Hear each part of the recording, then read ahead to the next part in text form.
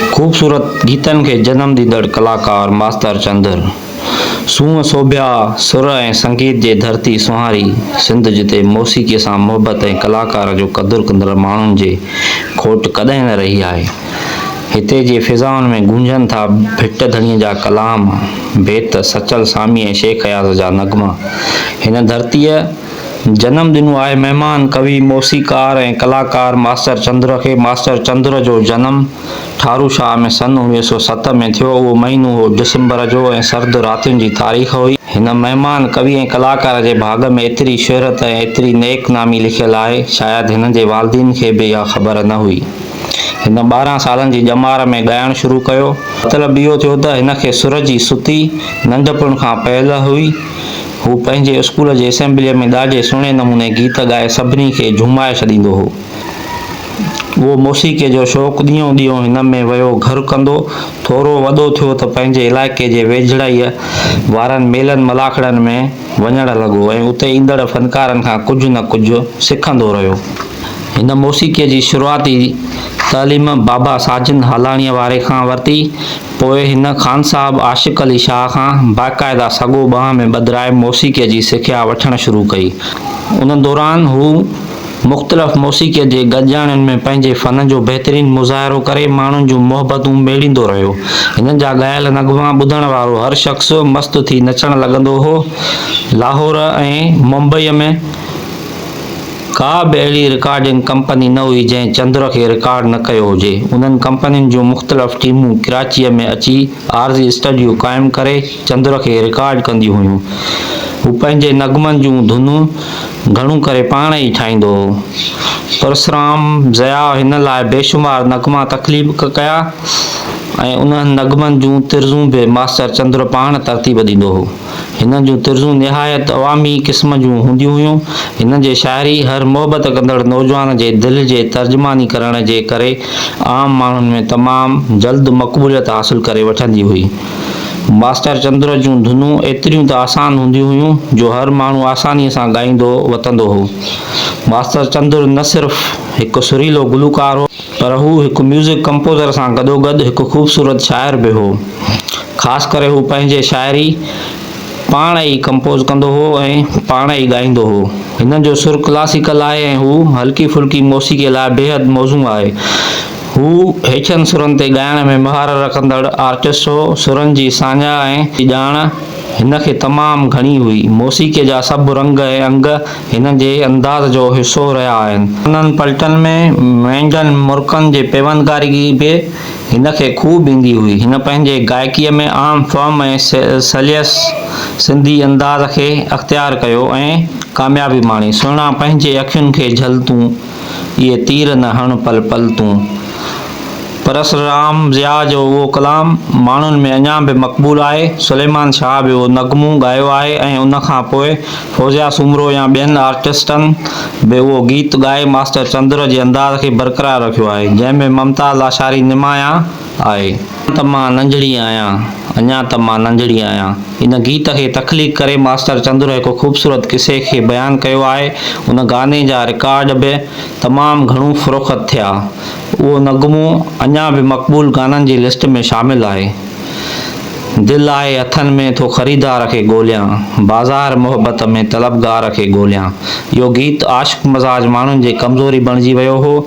हर नौजवान जे चपनि ते इहो नग़मो हूंदो हो। सुलेमान शाह मास्टर चंद्र वारे ज़माने में बि ॿार हो। ख़ूबसूरत चंचल तबियत रखंदड़ नंढड़ो आर्टिस्ट हो।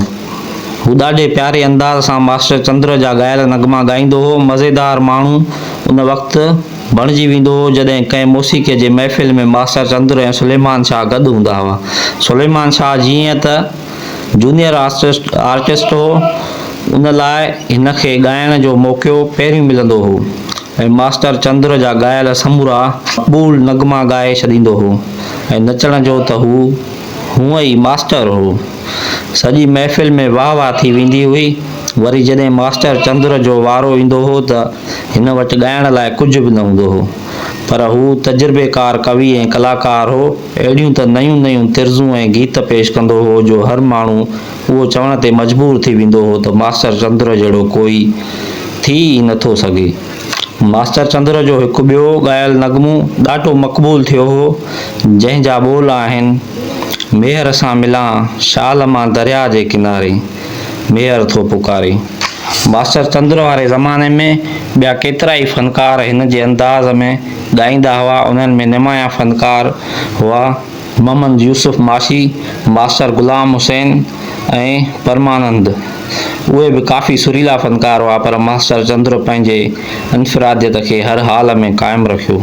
सावित्री गदवाणी, सोना खान बलोच ऐं बाई बि उन ई वक़्त जा निहायत मक़बूल फ़नकार हुआ, पर चंद्र जा रिकॉर्ड वधीक विकामंदा हुआ। वरांगे खां पोइ कुझु साल मास्टर चंद्र ठारूशाह में रहियो, पर पोइ हिन खे बि पंहिंजे जनम भूमि भिट धणीअ जी धरतीअ सिंध खे आख़िरी सलाम करे हितां हिजरत करणी पई। भारत में बि हू सिंधी गाना रिकॉर्ड कराईंदो रहियो ऐं उहे रिकॉर्ड सिंध में बि साॻे नमूने मक़बूलियत माणींदा रहिया। सिंध में रहण दौरान हिन खे हिकु अजीब क़िस्म जो वाक़ियो पेश आयो। जंहिं ज़माने में भगत कंवर राम ते कातलाणो हमिलो थियो हो, उन वक़्तु सिंध में अफ़वाहनि जी बाज़ार गरम हुई। हिकिड़े ॾींहुं मास्टर चंद्र शाम जो जीअं ई पंहिंजे घर पहुतो त हिन खे इहो ॾिसी ॾाढी हैरत थी त संदसि घर आॾो माण्हुनि जो अंबोह मौजूदु हो। हर माण्हू जे वात ते इहा ई वाई हुई त वीचारे चंद्र खे कंहिं ज़ालिम मारे विधो। उहो तमाशो कुझु देरि ॾिसंदो रहियो ऐं माण्हुनि जे बेपनाह मोहबत जो नज़ारो कंदो रहियो।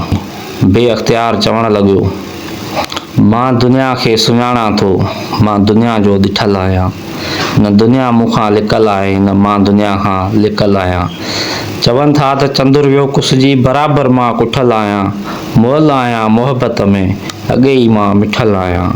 मुअल खे केरु मारींदो, मां जीअरनि खां टुटल आहियां। जीअण वारा पिया मरंदा, मरण खां मां छुटल आहियां।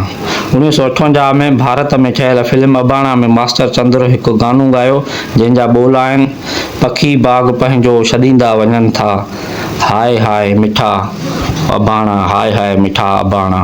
उन खां पोइ हिन फिल्म झोलीलाल सिंधूअ जे किनारे, लाडली ऐं सुन्नत कंवरराम में गाना रिकॉर्ड कराया। तहक़ीक़ करण खां पोइ पतो पियो त चंद्र हिंदी फिल्मुनि में बि अदाकारी बि कई आहे। मशहूरु फिल्म साज़ इदारे मुंबई टाकीज़ फिल्म अशोक कन्या में 1935 धारे मास्टर चंद्र खे हीरो बणजण जी ऑफर ॾिनी हुई, पर हू कंहिं मसरूफ़ियत सबबि वक़्तु न कढी सघियो ऐं उहा फिल्म हिन जे हथनि मां निकिरी वई। बाद में उन फिल्म में अशोक कुमार खे खंयो वियो। उहा फिल्म तमामु घणो मक़बूल थी।